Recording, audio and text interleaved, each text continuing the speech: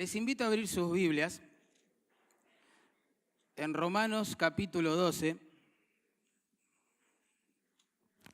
verso 17 al 21.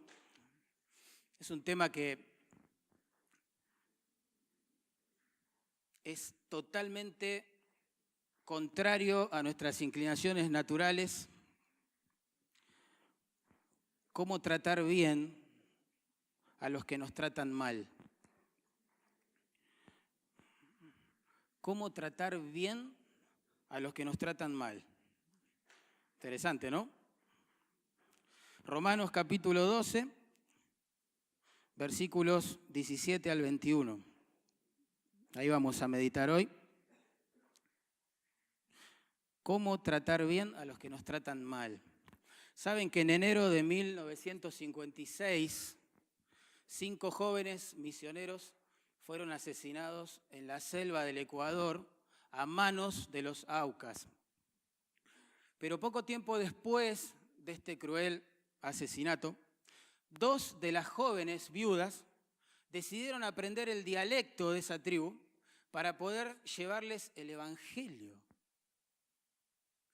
a los asesinos de sus esposos.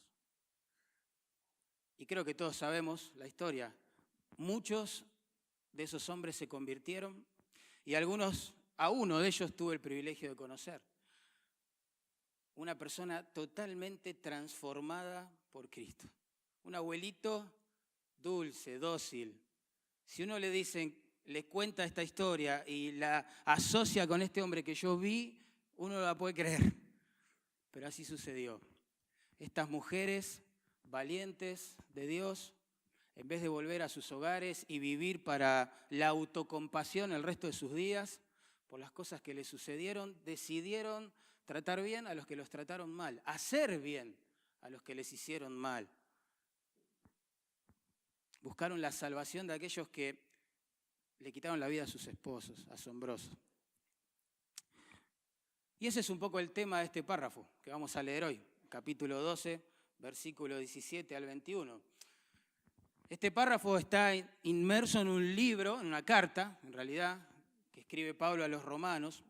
En los 11 capítulos anteriores aprendemos cosas hermosas que Dios hizo por nosotros. Aprendemos que, por ejemplo, hemos sido perdonados a pesar de nuestros pecados. Hemos sido justificados a pesar de ser injustos. Hemos sido adoptados en la familia de Dios a pesar de haber nacido como hijos del diablo. Fuimos reconciliados con Dios a pesar de haber sido sus enemigos. Bueno, un montón de cosas preciosas. Fuimos escogidos a pesar de que nosotros no lo escogimos a Él.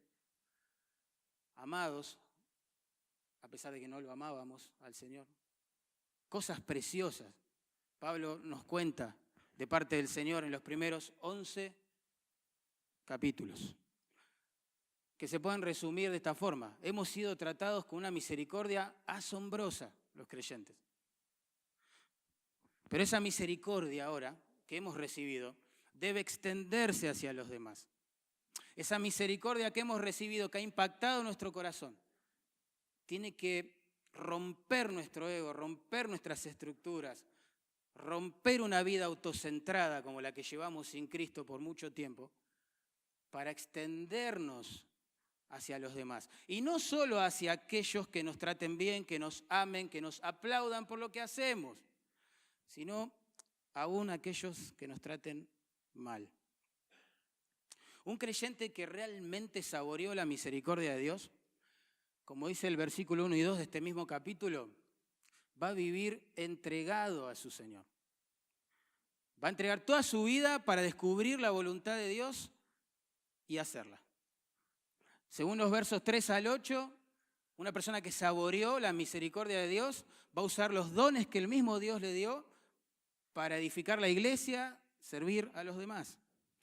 Versículos 9 al 16, una persona que saboreó la misericordia de Dios va a vivir amando a los demás sin fingimiento y sirviéndoles con humildad. Y por último llegamos al versículo 17 al 21 y vemos que una persona que ha sido impactada por las misericordias de Dios va a vivir haciendo el bien aún a sus enemigos, aún a aquellos que le hacen mal. Por eso podríamos resumir el contenido de todo este párrafo en esta frase. Una forma digna de responder a las misericordias recibidas de parte de Dios es haciendo el bien a los que nos hacen mal. Por eso el título del mensaje, haciendo el bien a los que nos hacen mal. Leemos la palabra de Dios, Romanos 12, 17 al 21. Dice así: no paguéis a nadie mal por mal. Procurad lo bueno delante de todos los hombres. Si es posible, en cuanto dependa de vosotros, estad en paz con todos los hombres. No os venguéis vosotros mismos, amados míos, sino dejad lugar a la ira de Dios, porque escrito está: mía es la venganza, yo pagaré, dice el Señor. Así que si tu enemigo tuviere hambre, dale de comer. Si tuviere sed, dale de beber. Mirá. Pues haciendo esto, ascuas de fuego amontonará sobre su cabeza.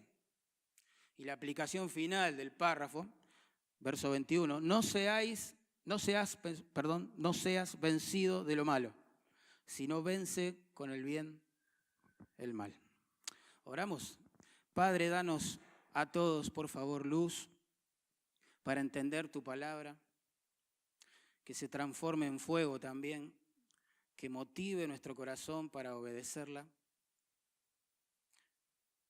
Tú sabes, Dios, que lo que aquí has dejado escrito para nosotros es totalmente contrario a nuestras inclinaciones naturales. Pero es la única forma de glorificarte, Señor, como hicieron esas santas mujeres que mencioné al principio. Que podamos no solo predicar el Evangelio, sino vivirlo. De la misma manera que vivió tu Hijo, haciendo bien a los que le hicieron mal. Bendice tu palabra, mi Señor, por favor. Confronta nuestros corazones, a veces duros, orgullosos y autocentrados. Que podamos reflejar a Cristo. Te lo pedimos en el nombre de Jesús. Amén. Y amén. Verso 17, hermano. ¿Cómo hacer el bien a aquellos que nos hacen mal? Encima no perdamos de vista el enfoque bíblico respecto de lo que es la esencia de la vida cristiana. Pablo le dijo a Timoteo: todo aquel que quiera vivir piadosamente en Cristo Jesús, ¿se acuerdan? ¿Qué pasará? Estará rodeado de amigos. Como dice la canción, tendrá 1.000.000 de amigos. ¿Es así? No. ¿Qué dijo? Padecerá persecución. Jesús en Juan capítulo 15, preparando a sus discípulos para la separación física momentánea, les dijo: el mundo los va a premiar. Les va a dar un Oscar, el Martín Fierro al creyente del año. No, el mundo los va a aborrecer. ¿Por qué? Porque a mí me han aborrecido, dijo el Señor, antes que a vosotros. Y si al padre de familia le hicieron lo que le hicieron, ¿qué no harán con sus hijos? Entonces, teniendo en mente un concepto correcto de lo que la vida cristiana implica, pensar en esto que nos plantea el párrafo es tremendo. Tratar bien a los que nos tratan mal. Para eso, según el verso 17, y en primer lugar, tenemos que entender que no hay que pagar con la misma moneda, ¿no? No paguéis a nadie, dice allí, mal por mal. La frase podría leerse así: no devolviendo a nadie, nunca, es la idea, mal por mal. Una de las formas de no ser sabio en nuestra propia opinión, según el verso anterior, es esta: no devolviendo a nadie, nunca, mal por mal. En nuestra propia opinión nos justificamos para proceder contrario a lo que dice este texto. Porque nosotros pensamos así: mirá lo que me hizo, mirá lo que me dijo, o también de esta otra forma, mirá lo que no hizo por mí. Entonces nos justificamos y decimos: bueno, voy a devolver con la misma moneda. Yo no fui. Me están pagando mal por mal ustedes lo del sonido ahí. El punto es que en nuestra propia opinión, somos expertos para justificar el hecho de devolver mal por mal. Lo justificamos de un montón de maneras. Me ofendió, me lastimó, ¿verdad? Me lo merezco, o sea, se lo merece. Voy a devolverle mal por mal. Encima este texto es una extensión de lo que leemos en el verso 14. Fíjense conmigo, 12-14. Allí se nos prohíbe no solo hacerle mal a las personas, sino maldecirlas. ¿Qué dice el texto? Bendecid a los que os persiguen, bendecid y no maldigáis. Se nos prohíbe maldecir con la boca y no solo hacer el mal con nuestros actos. En Proverbios 24-17 se agrega un tema más. Dice así, cuando cayere tu enemigo, no te regocijes. Cuidado con eso. Si a tu enemigo le va mal, esa es la idea. Cae, tropieza, no te alegres. No hagas una fiesta de eso. Cuando tropezare, no se alegre tu corazón. No sea que Jehová lo vea y se desagrade de ti. Nunca, jamás le desees el mal al prójimo en tu corazón, ni lo maldigas con tu boca, ni le hagas mal con tus acciones. Eso es lo que en esencia está diciendo Pablo aquí. Encima noten la expresión, a nadie dice, a nadie. Esa expresión es totalmente inclusiva. No queda nadie fuera del radio de la aplicación de este mandamiento. A nadie. Pensemos, ni siquiera a aquella persona que uno tiene en mente cuando escucha estas cosas. Ni siquiera a aquella persona que puede estar dentro o fuera de la iglesia, que me hace mal, me hace daño, que me trató mal o que me destrató. Tampoco a esa persona hay que hacerle el mal, ni desearle el mal, ni festejar si cae. Qué bárbaro. La palabra que se traduce mal ahí en realidad habla de algo que es perjudicial, algo que es dañino. Nosotros decimos es el mal que nos hace mal también. ¿Bien? Pero esto da por sentado que alguien en algún momento nos va a hacer mal. Claramente. Nos hará daño. Nos va a lastimar. En un mundo caído, hermanos, las relaciones interpersonales están salpicadas por el pecado. Hay que asumirlo.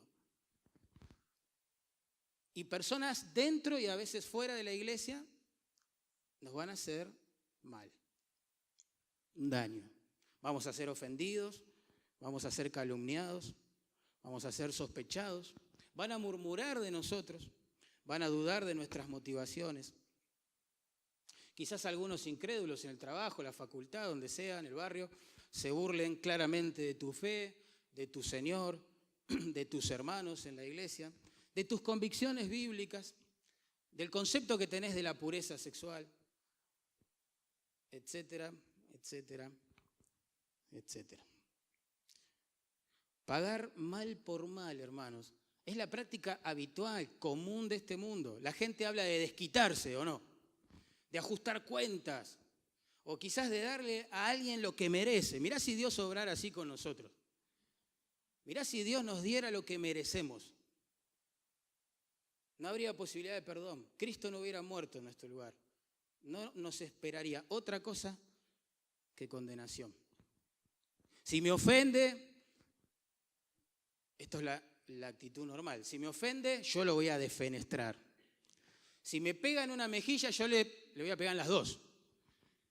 Y si se burla de mí, yo lo voy a humillar en público también. Si murmura de mí, voy a arruinar su reputación. No sabe con quién se metió, decimos nosotros. Si no me suplica perdón arrastrándose, postrado de rodillas delante de mí, no lo voy a perdonar. No pienso dar el primer paso de la reconciliación, porque no se lo merece. Menos mal que Dios no es así con nosotros. Por eso los cristianos, los que hemos apreciado, saboreado esas misericordias de Dios que Pablo explicó claramente en los primeros 11 capítulos, imitando a nuestro Maestro, somos llamados a hacerle bien a aquellos que nos hacen mal. Cuando seamos tentados, porque lo vamos a hacer, a devolver mal por mal, tenemos que considerar a aquel que sufrió tal contradicción de pecadores por nosotros. Saben que escribiendo a hermanos como nosotros, pero del primer siglo, que sufrían serias persecuciones, el apóstol Pedro, en su primera carta, capítulo 3, verso 19, les dijo esto: no devolviendo mal por mal. Lo mismo que estamos leyendo en Romanos, ¿no? Ni maldición por maldición, sino por el contrario, bendiciendo. La idea es deseando el bien. ¿Cómo podemos hacer eso? El versículo prosigue. Dice, sabiendo que fuisteis llamados para que heredaseis bendición. Ahí está. Una de las mayores motivaciones, hermanos, que vamos a encontrar para bendecir a quienes nos maldicen es recordar que nosotros, siendo malos, hemos recibido solo bienes de parte del Señor. Hemos sido llamados a heredar bendición, cuando en realidad por nuestro pecado mereceríamos claramente la condenación. Cuando uno se para frente a la cruz de Cristo, se le acaban los argumentos, hermano. Se acaban las exigencias. Ya no nos quedan ganas de exigir derechos. Nos quebrantamos y pedimos gracia para poder cumplir este mandamiento. No devolver mal por mal. Esto sucede en la iglesia, esto sucede en el hogar, esto sucede en la facultad, en el trabajo. La tentación que tenemos los cristianos, porque generalmente nos tratan mal por nuestra fe, es devolver el mal. En segundo lugar, Pablo dice allí que debemos buscar el bien de todos los hombres. Es decir, no solo devolver mal por mal, sino buscar el bien de todos los hombres. Dice el texto ahí, procurad lo bueno delante de todos los hombres. El verbo que ahí se traduce procurad es súper importante e interesante porque significa pensar de antemano, es la idea. ¿Sí? Buscar algo por adelantado, hacer un plan o premeditar es la cosa. Y ese es el punto, que los creyentes debemos buscar ideas, formas, maneras de hacer el bien activamente a aquellos que nos hacen mal. Noten que Pablo no está hablando solo de reprimir el mal, ¿vieron? Sino de expresar el bien claramente mediante buenas acciones. No se trata solo de abstenerme de hacerle un mal, sino de adelantarme, apresurarme, es la idea, para hacerle algún bien a esa persona. Además, noten otra vez la frase que se traduce delante de todos. Otra vez, totalmente inclusiva, todos. Aún aquellos que son claramente difíciles de soportar, de tratar. Claramente, están incluidos. Debemos planear, es la idea, cómo hacer el bien a todos los hombres, incluyendo a los que nos maltratan y persiguen. Saben que buscar el bien de aquellos que nos hacen mal es una forma de embellecer el Evangelio. Por eso les conté la historia de estos 5 misioneros y la actitud que tomaron las viudas al respecto. En Tito, capítulo 2, verso 10, Pablo exhortó a los empleados creyentes, a los que trabajan en relación de dependencia, diríamos hoy en nuestra cultura, a respetar a sus jefes, a ser íntegros con ellos, a no defraudarles, etc. ¿Con qué fin? ¿Para qué? El texto dice así, para que en todo adornen la doctrina de Dios, nuestro Salvador. Ese es el propósito de estos mandamientos antinaturales, contraculturales, y que destruyen las estructuras autocentradas que traemos desde la cuna. ¿Sí? Adornar la doctrina de Dios, nuestro Salvador. Del término que se traduce adornar, allí se deriva la palabra castellana cosmético. Es muy interesante. Da la idea de embellecer algo, de ordenar algo. Lo que hace atractiva, influyente, relevante a la Iglesia de Cristo en el mundo para la gloria de Dios no son tanto sus estrategias, ni sus edificios, ni sus programas, sino el amor, la piedad que muestran sus miembros en la vida cotidiana, dentro y fuera de la iglesia. Y uno puede pensar, ¿por qué voy a hacer esto? No se lo merece. Pedro nos respondería a esto. Nunca pierdan de vista que 1 Pedro está orientada específicamente a personas que empezaban a sufrir serias persecuciones por causa de Cristo.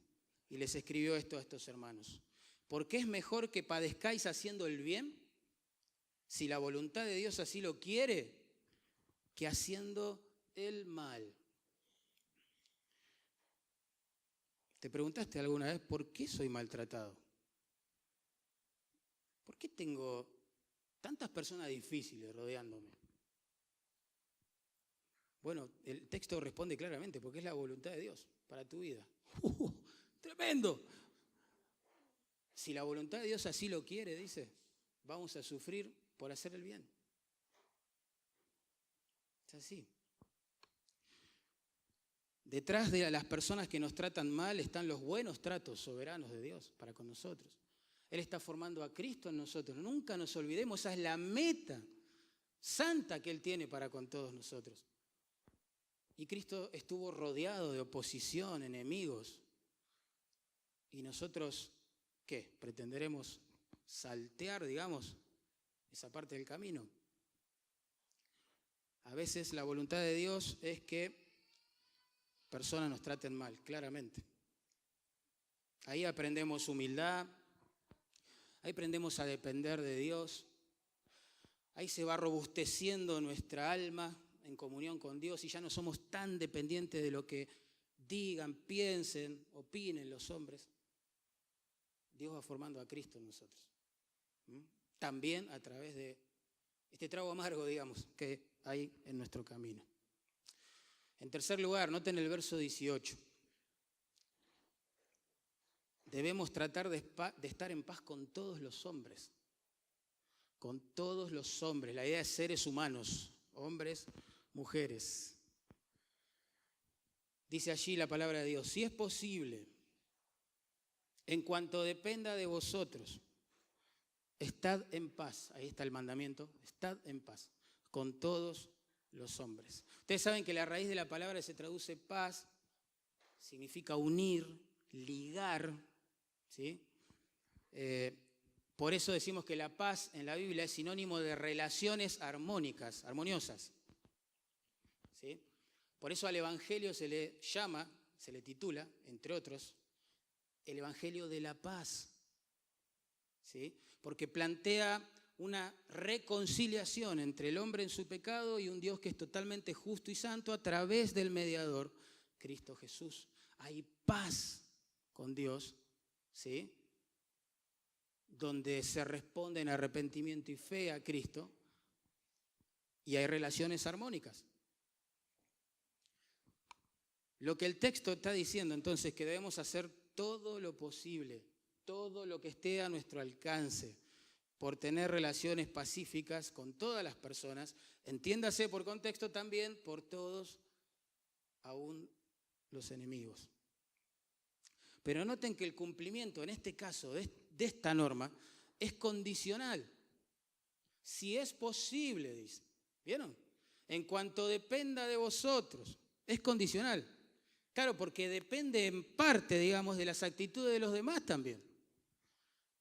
Vos podés ser un gran pacificador, pero si del otro lado no responden correctamente a tu actitud, igual va a haber oposición. igual va a haber persecución, como sucede con nuestros hermanos en otras partes del mundo, donde son perseguidos por su fe. Ellos muestran a Cristo, ellos aman a las personas, ellos se ponen en manos de Dios, oran por la salvación de quienes les persiguen. Y sin embargo siguen siendo perseguidos, maltratados y encarcelados. Porque estar en paz con todos los hombres no es algo que solamente dependa de nosotros, sino también de los otros. Trátese de naciones o individuos, las relaciones pacíficas son una condición de doble vida, digo yo, ¿no? No algo unilateral. Por eso Pablo dice, si es posible. Y esa frase se explica por la que sigue. En cuanto dependa de vosotros. ¿Ven?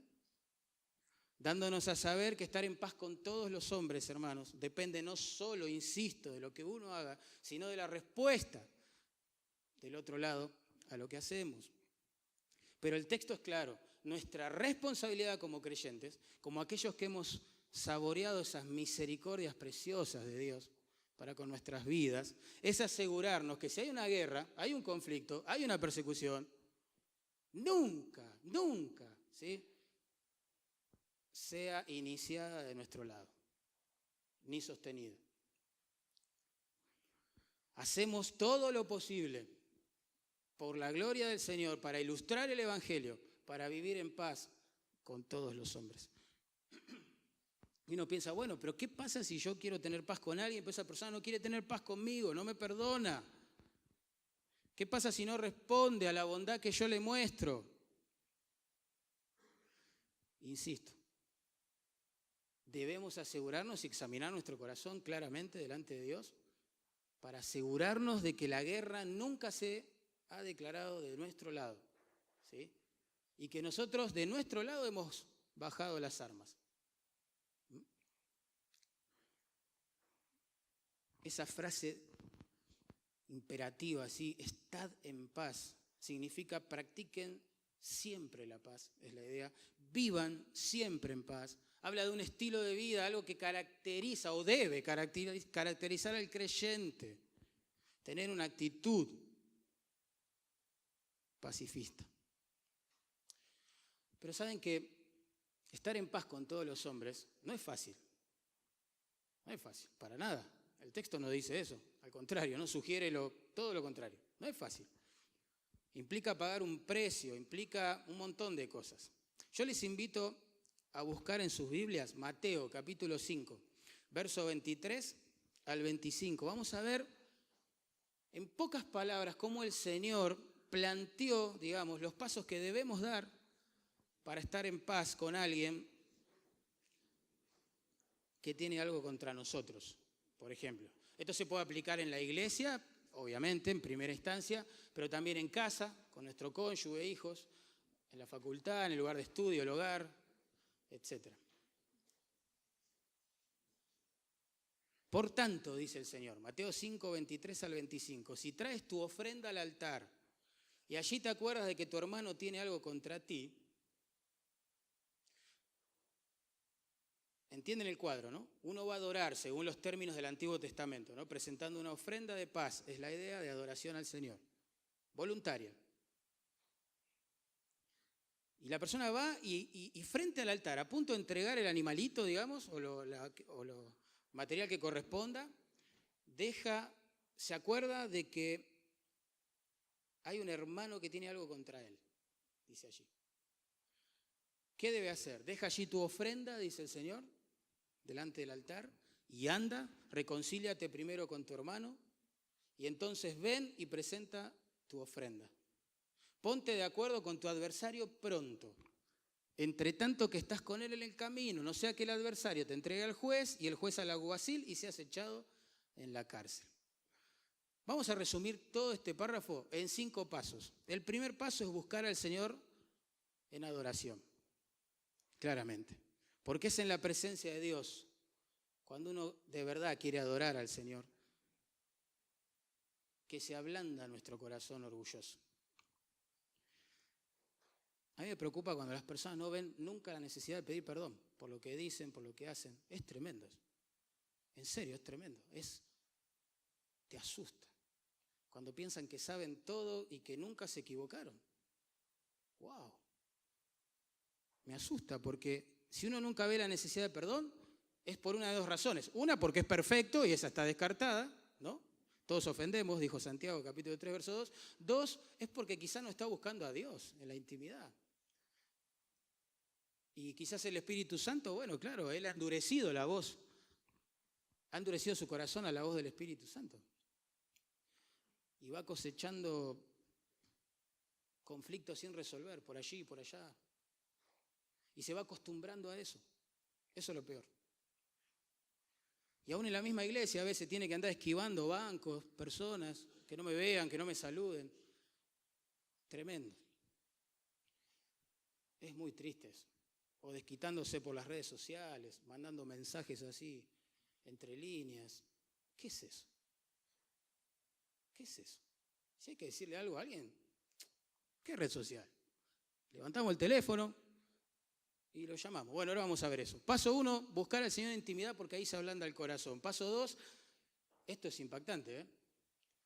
Hay que dejar de ministrar. Así, de una. Deja allí tu ofrenda, dijo el Señor. No la presentes, es la idea. Interrumpe la alabanza, la oración o el ministerio que estabas haciendo. Tremendos. Para Jesús no hay actividad más importante, ni siquiera las ministeriales que se hacen en una iglesia, que llegar a reconciliar la relación con el hermano o con el prójimo. Paso 3. Tenemos que organizar una conferencia de paz, dice allí. ¿Ven? Deja allí tu ofrenda, dice el Señor, y ve y reconcíliate con tu hermano.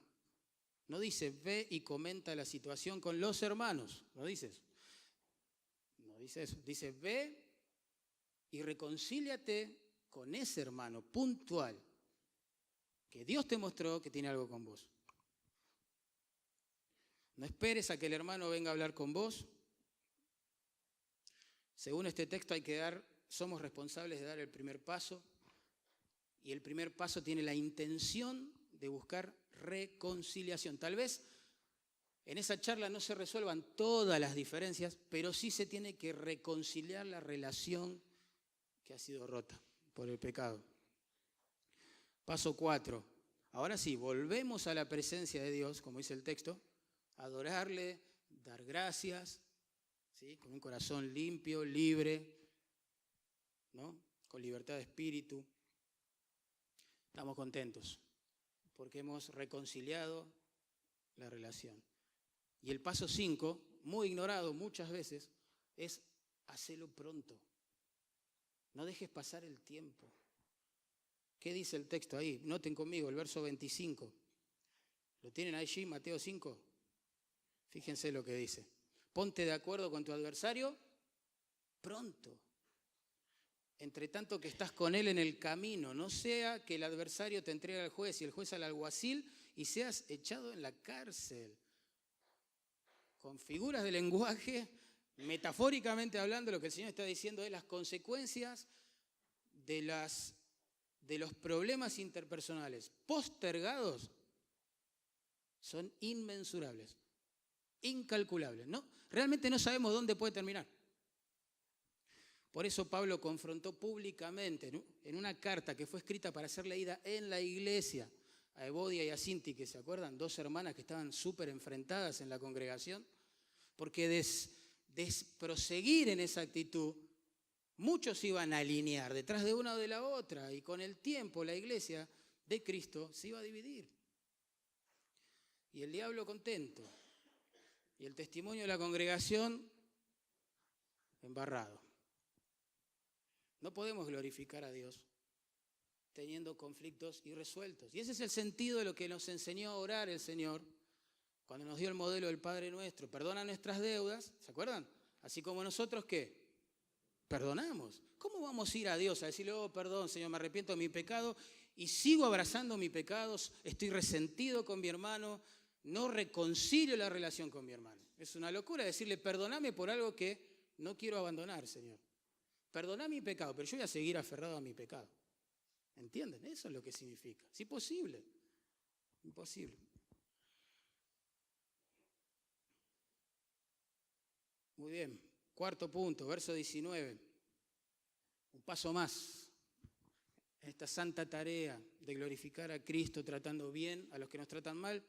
No os venguéis vosotros mismos, amados míos, sino dejad lugar a la ira de Dios, porque escrito está: mía es la venganza, yo pagaré, dice el Señor. El consejo aquí es no hacer justicia por mano propia, ¿no? Básicamente. El cristiano cree en la justicia de Dios. Ahí está el punto del versículo. Y deja que Él actúe de la manera que Él sabe que es lo mejor. ¿Vieron que Pablo dice, escrito está? Escrito está. Cada vez que encontremos esa frase o similares en el Nuevo Testamento, nos está haciendo pensar en algo que ya fue inspirado por Dios en el Antiguo Testamento. En este caso es Deuteronomio 32, 35. Y Pablo cita ese texto de la ley para demostrar que el cristiano no debe vengarse, porque siempre, siempre, Dios es el mismo, no ha cambiado un ápice y ha hecho justicia. Dios no acepta el cohecho, decían los profetas. Qué interesante, la coima diríamos nosotros. Tremendo, Dios es 100% justo. 100% justo. Sus acciones se unen con su palabra, con su carácter. En Dios no hay conflicto. Siempre obrará rectamente, con justicia. Entonces los cristianos podemos descansar en esto. El mismo Dios que hizo justicia en el Antiguo Testamento es el que promete hacerla acá, en el Nuevo. Es el mismo Dios que operaba en tiempos de Moisés. Es el que está actuando hoy. No ha cambiado. Es el mismo. Así que debemos los cristianos resistir el deseo de aplicar justicia por mano propia y permitir que Dios la aplique a la perfección, de la forma que Él piense, en los tiempos que Él determine. La ira del hombre no opera la justicia de Dios, ¿se acuerdan? Santiago capítulo 1. Menos aún el sentido de justicia nublado por el pecado que tenemos es capaz de producir justicia perfecta. Imposible. Nuestra ira y deseos de venganza suelen ser desmedidos, suelen ser injustos y autocentrados. Así debemos entender que el Señor es el único ser capacitado, moral y espiritualmente para aplicar su perfecta justicia en todos los casos. Él aplicará el castigo justo, en el tiempo justo, de la manera justa, ante toda situación de injusticia que adopten las personas. Él tratará con aquellos que te tratan mal. Él tratará con aquellos que persiguen a los cristianos en otras partes del mundo. Él tratará con aquellos que queman iglesias en otras partes del mundo, que encarcelan a nuestros hermanos y hermanas solo por la causa de su fe en otras partes del mundo. Él tratará. Él tratará. De hecho, Pablo dice, citando Deuteronomio, mía es la venganza, y agrega, son palabras de él, dice el Señor. Dice el Señor. Ustedes saben que la palabra que se traduce Señor allí implica los conceptos de alguien que tiene toda la autoridad. La mayor de las autoridades, el dueño, el amo, el que manda. Y aplicado a su justicia, el juez de toda la tierra. Nadie por encima de él, nadie va a juzgar a Dios. Por tanto, cuando decidimos hacer justicia por mano propia, contradiciendo este claro mandamiento aquí, estamos desubicados. Nos estamos poniendo en un lugar que no nos corresponde. Ese es el tema del pasaje. Imaginen este cuadro, un juicio oral. El juez está por dictar sentencia. Y de golpe yo me levanto ahí en la sala, permiso, lo empujo al juez, me pongo en su estrado, golpeo con el martillo y digo, bueno, declaro al acusado culpable. Por favor, encarcélenlo, llévenselo. Imagínate eso, una situación así. ¿Qué vas a pensar vos? Saquen a este loco. Está desubicado. ¿Qué está haciendo? Asumiendo el papel de juez. Está loco. Y los policías, en vez de ir sobre el acusado, van a venir sobre mí, claramente, en un caso así. De la misma forma, cuando un cristiano que fue llamado a no vengarse, a esperar que Dios decida cómo obrar, cuándo obrar en justicia, se venga, ejerce justicia por mano propia, está desubicado. Perdió totalmente el enfoque. Está fuera de la ley, está usurpando un lugar de autoridad que no le corresponde. Se está subiendo al mismo estrado del Dios justo. Imagínate un alumno en el colegio ahora, vamos a cambiar de esfera. Una escuela, una facultad, un alumno, de golpe ve que su compañero se está portando mal. Entonces se para ahí en medio de la clase o de la cátedra y dice, te doy 15 amonestaciones. ¿Vos te imaginás algo así? ¿Qué va a decir el profesor? ¿Qué va a decir el otro alumno? Todos se van a matar de risa. Está desubicado. Esa no es tarea del alumno. ¿Sí? En todo caso, del preceptor o de las autoridades.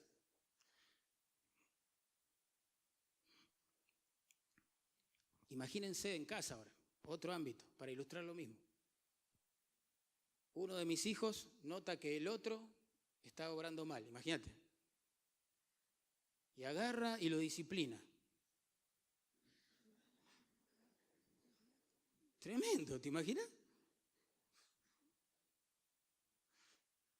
Quizás tiene una buena intención de que se haga justicia, pero está actuando en forma desubicada. Así también la iglesia, cada vez que asume el rol de justiciera, ha hecho lío en la sociedad. No ha promovido el evangelio. Ha terminado odiando a la misma gente a la cual tenía que amar y presentarle a Cristo. La historia de la iglesia nos muestra que cada vez que la familia de Dios perdió de vista el norte, la gran comisión, ir y hacer discípulos en todas las naciones, y asumió otros roles, se ha equivocado y ha traído gran perjuicio a la causa de Cristo.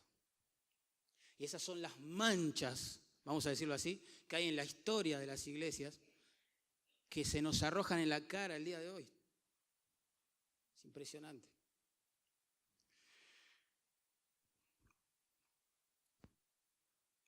Un punto más. ¿Saben? La sed de venganza, hermanos, se relaciona con la inacción o la inoperancia de la justicia. ¿Qué quiero decir con esto? Que si la justicia siempre actuara en tiempo y forma, la gente no reclamaría por ahí, por las calles, venganza, queremos justicia, justicia, justicia, porque se habría suplido esa necesidad en el momento exacto y de la manera correcta, ¿no? Bueno, cuando Pablo nos dice acá, citando el Antiguo Testamento, palabras del mismo Señor, yo pagaré, dice el Señor, lo que está haciendo es animando a los cristianos agraviados, lastimados, ofendidos, perseguidos, lo que sea, recordándoles que su causa está siendo contemplada. El Señor sabe lo que va a hacer con esto, sabe cuándo hacerlo, sabe cómo hacerlo. Yo no necesito defender la justicia de Dios, vos tampoco. Hay un juicio final, ¿sí? Donde las obras de todos serán juzgadas, listo, ya está. Él hará justicia, no me corresponde a mí. A mí me corresponde amar, predicar el evangelio y tratar bien a los que me tratan mal. Orar por ellos, para que conozcan al Señor si no son creyentes, para que se arrepientan si son creyentes.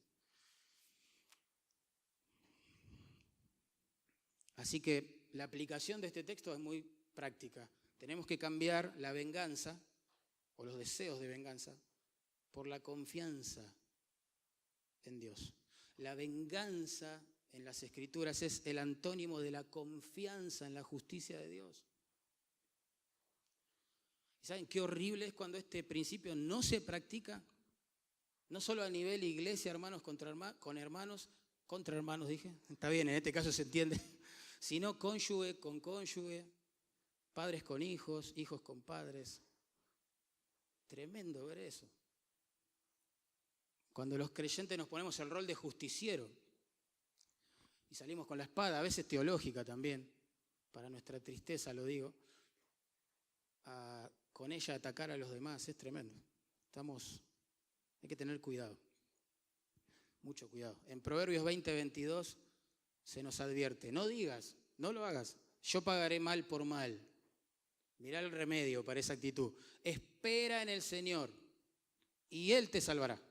O sea, Él sabrá cómo sacarte de esa situación, ¿sí? En el momento que Él quiera y como quiera. Y si quiere, porque muchos de nuestros hermanos fueron liberados de una situación de persecución solo en la gloria, cuando abrieron sus ojos contemplando al Señor. Liberados perfectamente y para siempre, ¿no? La venganza, hermanos, nos va a llevar a la amargura, al resentimiento. En cambio, la confianza nos va a llevar a la adoración de nuestro Dios y al contentamiento con sus tratos soberanos para nuestras vidas. Por eso en el Salmo 4:1, David clama a Dios con estas palabras, me encantó. Respóndeme cuando clamo, oh Dios de mi justicia. Si uno lee el Salmo 4, el salmista está rodeado de enemigos. Dice, respóndeme cuando clamo, oh Dios de mi justicia. ¿Ves? La misma actitud. Frente a las injusticias de los hombres, David reposa su cabeza sobre la almohada mullida de la justicia perfecta de Dios. Los hombres pueden difamarnos y tratarnos en formas injustas, crueles, pero el Dios justiciero ya tomó la causa. Ya tomó la causa. Podemos descansar en Él. Último punto, versos 20 y 21. Debemos ser amistosos con nuestros enemigos. Dice allí la palabra de Dios. Así que, esta es una frase de conexión, ¿no? Podemos leer así. Sabiendo que Dios va a hacer justicia, considerando esto, si tu amigo tuviere hambre, dale de comer. Si tuviere sed, dale de beber. Pues haciendo esto, ascuas de fuego amontonará sobre su cabeza. Pablo está citando otra vez las Escrituras, en este caso Proverbios 25, 21 y 22, para enseñarnos que el mismo principio, Dios no ha cambiado. Siempre ha querido que su pueblo proceda de esta manera.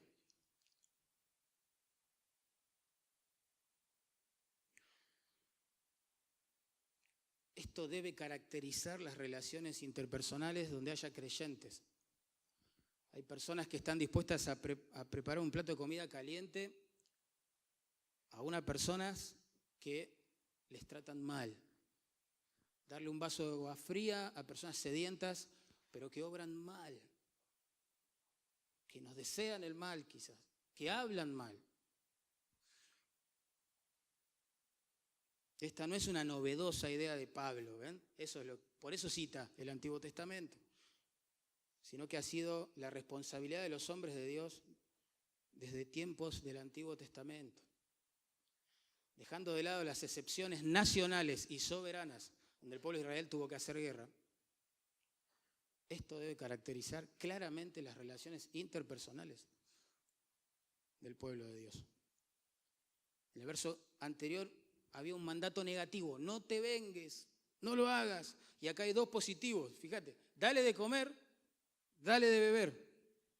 Yo digo que a veces es más fácil cumplir con el mandato negativo que con los dos positivos que hay acá. Abstenerse de la venganza solo exige, quizás en el peor caso, la inacción. No sé, me retiro, trago saliva, aprieto los dientes, no digo nada, me contengo y me voy. Pero prepararle un plato de comida rico, sabroso, caliente, a alguien que me está defenestrando, darle un vaso de agua fresquita, filtrada por el purificador. No, dice uno.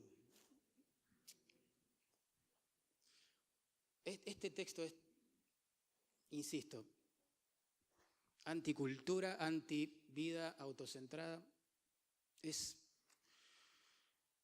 nos invita a morir a nosotros mismos para vivir realmente a Cristo todos los días. No se trata de abstenernos nada más pasivamente en forma del mal, de hacer mal, sino la decisión activa de hacer el bien.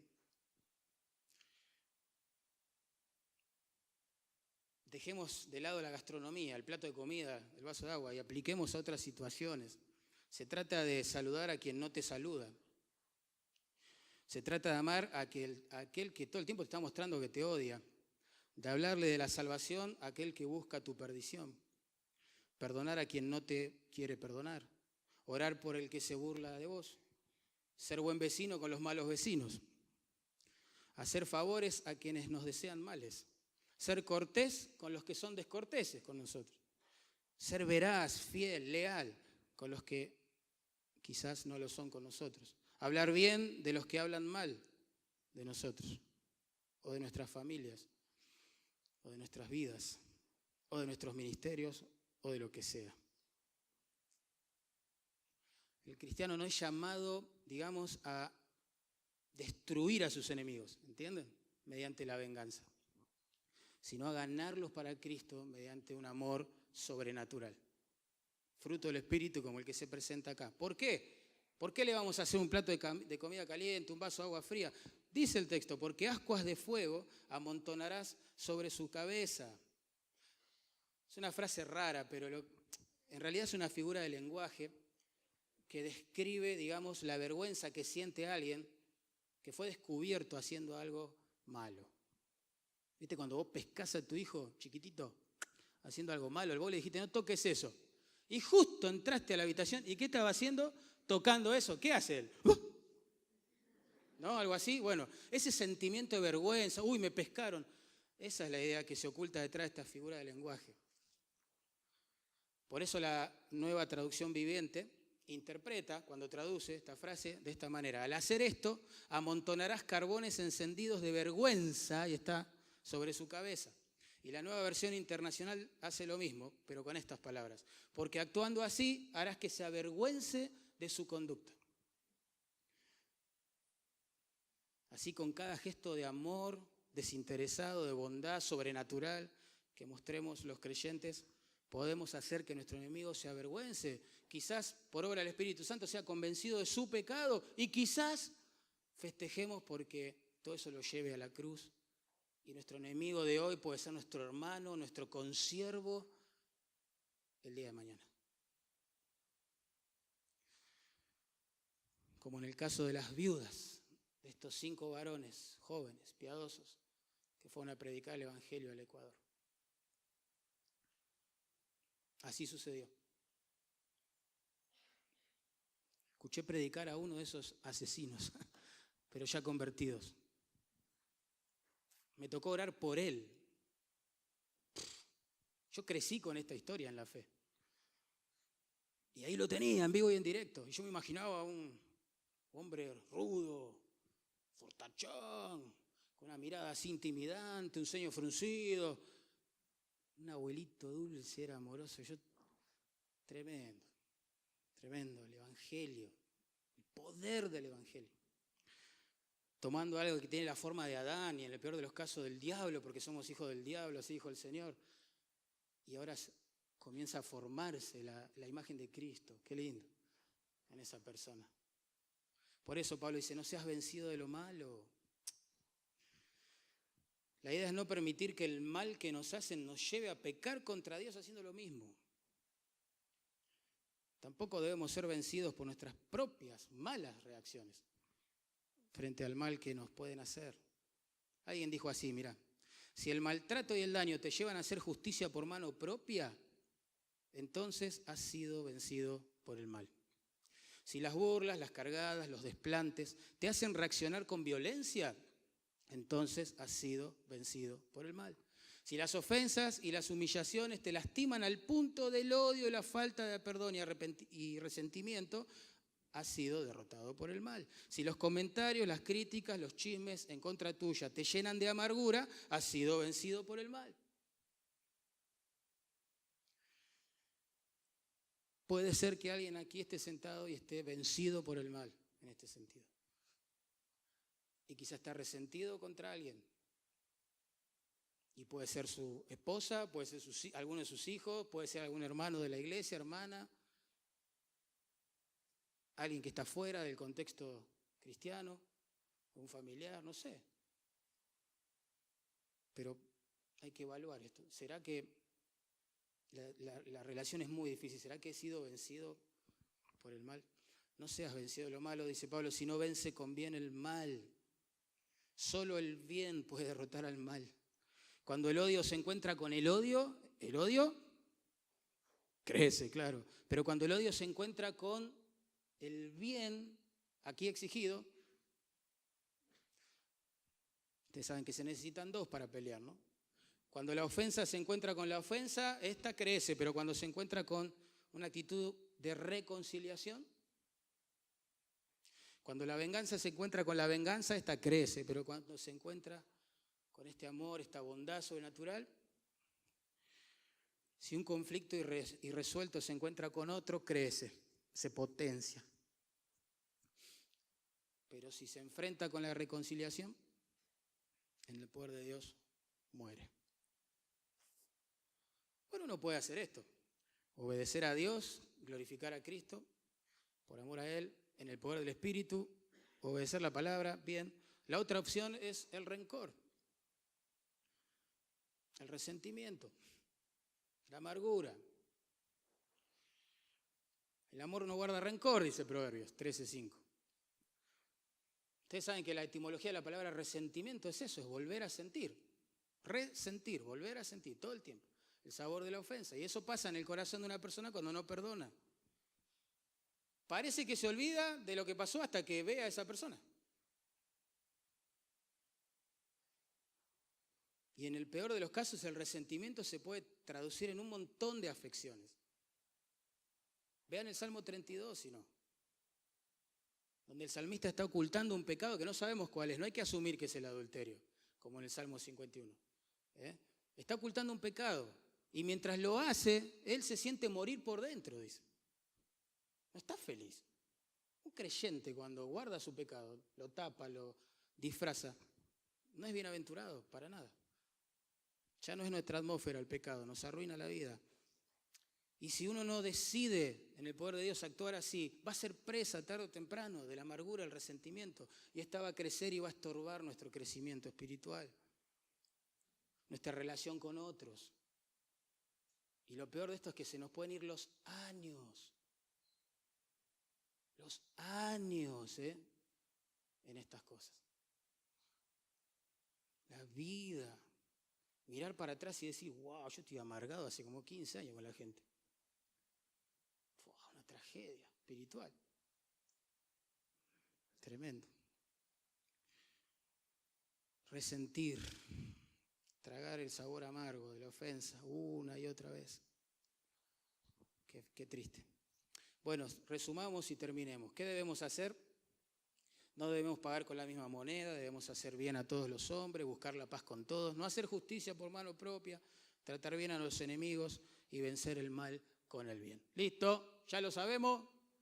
¿Somos bienaventurados? ¿Es así? ¿Así funciona la santificación? No, no es así. No es que ahora yo oro en respuesta a este mensaje, Dios, voy a amar a mis enemigos, salgo de aquí, ¿cómo amo a mis enemigos? Los amo y me emociono y le compro una caja de bombones a mis enemigos. Sabemos que no funciona así. Es una lucha contra nosotros mismos de aquí hasta que estemos en gloria. Obedecer la palabra de Dios y no solo estos mandamientos. ¿Por qué nos cuesta tanto? Porque somos pecadores, hermano. Esa es la razón, en serio. Por eso nos cuesta tanto, a vos y a mí. Porque somos pecadores por naturaleza. Nuestra naturaleza caída desea devolver el mal por mal, buscar su propio bien, y menos, jamás, nunca buscar el bien de sus enemigos. Nuestra naturaleza nunca querrá perder, nunca querrá humillarse y pedir perdón, no tampoco perdonar, reconciliar. Desea no vengarse muchas veces porque tiene temor, pero sí, si Dios le manda un rayo, estoy contento, ¿no? Nuestra naturaleza no es buena. Engañoso es el corazón y perverso, dijo el Señor. ¿Qué? ¿Prepararle un plato de comida caliente a mi enemigo? Esa no es mi naturaleza. ¿Darle un vaso de agua fría? Tampoco. Entonces, ¿cómo podemos vivir esto en la práctica? Bueno, Gálatas 5, 22, 23 dice, el fruto del Espíritu es, ¿se acuerdan? ¿Cuál es el primero? Amor, gozo, paz, paciencia y bondad. Bondad en acción, una bondad que se traduce en acciones buenas. Para vivir de esta forma, hermanos, necesitamos de verdad ser personas espirituales, controladas por el Espíritu, obedientes a la palabra. No hay otra. No depende solamente de nuestra decisión esto. ¿Sí? No somos tan buenos como por naturaleza, como para actuar así. Si te cuesta perdonar a alguien, es muy probable que tu comunión con Dios ya esté afectada. Ya esté afectada. No es que va a ser afectada, ya está siendo afectada. Y ya quizás has perdido el deleite en el Señor. Y ya quizás has perdido la paz del Señor. Y esto se va postergando en los días, semanas. Y el corazón se endurece cada vez más. Dios use su palabra, si es tu caso, si te representan estas cosas, para partirlo en 1000 pedazos en su presencia, volver al primer amor con Él, donde uno se somete a la Biblia, cueste lo que cueste, muera de sí mismo para vivir de verdad para Cristo y reconcilies esa relación. Y empieces a tratar bien a ese que te trata mal quizás, para gloria de Dios. Y tenemos un ejemplo supremo de bondad. Cristo Jesús. Cristo mostró su bondad muriendo por los malvados. Tremendo. Romanos 5:8 dice así, Dios muestra su amor para con nosotros, en que siendo aún pecadores, Cristo murió por nosotros. El apóstol Pedro añadió este concepto, el justo, el Señor muere por los injustos, nosotros, su pueblo, para llevarnos a Dios. Cristo, solo Cristo vivió la vida perfecta y sin pecado que ni vos ni yo podemos vivir jamás. Él vivió demostrando tener esa perfecta justicia. Él oró por los transgresores, dice la Biblia. Él obró bien para los que obramos mal, para los que quebrantamos sus leyes todo el tiempo. Siendo justo, nos enseña la Biblia, murió en lugar de los injustos, para poder cancelar de ese modo la deuda de nuestros pecados frente a la justicia perfecta de Dios. En la cruz Dios trató a su Hijo amado, al amado del cielo, a Cristo, como si fuera el culpable de todos nuestros pecados. Allí Cristo sufrió ira, maldición, el desamparo del Padre,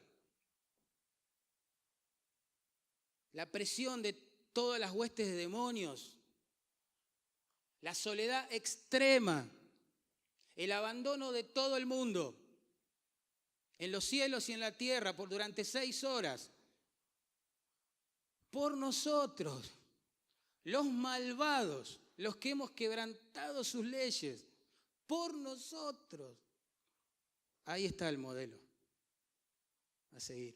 Nosotros nos descarriamos como ovejas, pero Dios Padre cargó en el cuerpo de su Hijo todos nuestros pecados. Al tercer día lo resucitó, dice la Biblia claramente, demostrando no solo tener justicia, sino que puede concederla gratuitamente, como nos enseña esta misma carta en el capítulo 3, a todo aquel que confíe en su Hijo y se arrepienta de su maldad, que se vuelva de sus pecados al Señor y confíe plenamente en Jesucristo. El apóstol Pablo rogaba a la gente, reconciliados con Dios. En esta mañana te ruego, en el nombre del Señor, reconciliate con Dios. Es posible a través de Jesucristo. Él dijo, el que a mí viene, no le echo fuera. Quizás vos ahora estás allí sentado, estás arrepentido de tu pecado. Si entendiste que Cristo el justo pagó por ese pecado, si entendiste que Cristo el justo vive y te puede dar su justicia, si clamás, si crees por misericordia, dale, no te vuelvas a casa sin hacerlo, te lo ruego. Cristianos, no podemos vivir en pecado. Y la amargura, el resentimiento, la falta de reconciliación es un pecado. Y es un pecado que crece y contamina, no solo a la persona que lo posee, sino a los que rodean a esa persona. Que Dios nos dé la gracia para arrepentirnos y restaurar lo que haya que restaurar, ¿sí? ¿Oramos? Voy a invitar a Mati Albacini que venga aquí adelante. Él va a cerrar, orar.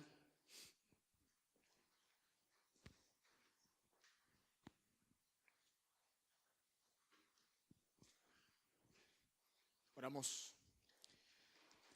Padre, te damos gracias por tu palabra. Señor, realmente al ser confrontados con ella debemos confesar nuestro pecado, debemos pedirte perdón, porque tú sabes que muchas veces no oramos de esta manera. Señor, te pedimos perdón porque nos olvidamos del Evangelio, nos olvidamos, Señor, de que tú has sido bueno para con nosotros, que no lo merecíamos tu ira, merecíamos, Señor, estar eternamente separados de ti, pero tú has sido bueno, Señor, con los malvados, has venido a buscar, Señor, a los extraviados y por eso te damos gracias, Señor. Por favor, ayúdanos, Señor, a recordar el Evangelio, ayúdanos, Señor, a amar a los perdidos, ayúdanos a poder llevarles el Evangelio sabiendo de que nosotros estábamos en la misma condición. Por favor, Señor, guarda esta iglesia de la división. Realmente pensamos que nunca nos vamos a dividir, pero no lo sabemos, Señor. Si no obedecemos tu palabra, vamos pronto a tal vez dividirnos. Por eso, Señor, ayúdanos a reconciliarnos con nuestros hermanos. Ayúdanos, Señor, a estar en paz con todos. Ayúdanos, Señor, a poder perdonar, sabiendo que nosotros también muchas veces ofendemos. Señor, ayúdanos a pedir perdón. Por favor, Dios. Guarda esta iglesia de la división. Hay tantas iglesias, Señor, que se han dividido. ¿Y por qué seríamos, Señor, nosotros distintos a eso? Por favor, Dios, ayúdanos a obedecer tu palabra. Te lo agradecemos y pedimos en Cristo Jesús. Amén.